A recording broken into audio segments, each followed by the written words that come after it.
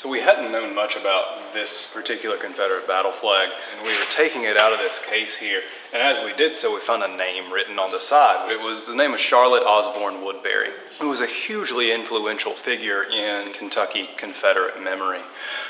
She was living in Louisville, a lifelong member of the United Daughters of the Confederacy, key to the effort in raising money for the John Hunt Morgan statue on the Lexington Courthouse Square. But in the outside of Confederate memorial politics, she was involved in lots of sort of progressive era women's political issues. So she was deeply involved in the Louisville public school system and in leading the charge for women's suffrage. And for a lot of Southern women like Woodbury, their efforts at remembering the Confederacy were deeply intertwined with their own efforts to secure a greater political footprint for themselves. The United Daughters of the Confederacy really picked up the memorial momentum in the generation that sort of spans the turn of the 20th century in through the 1920s and 30s. There was this real big wave of monument construction in courthouses and things like that. In fact, most of the monuments that we sort of see on our landscape today are probably put up by the UDC.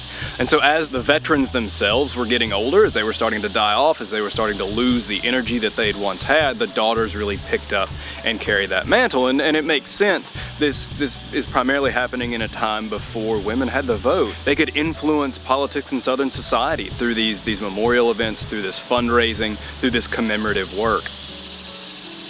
By the 1920s and 30s, their attention is turning away from large monuments like this one. They're turning more to local courthouse monuments, and they're turning to the production of school books.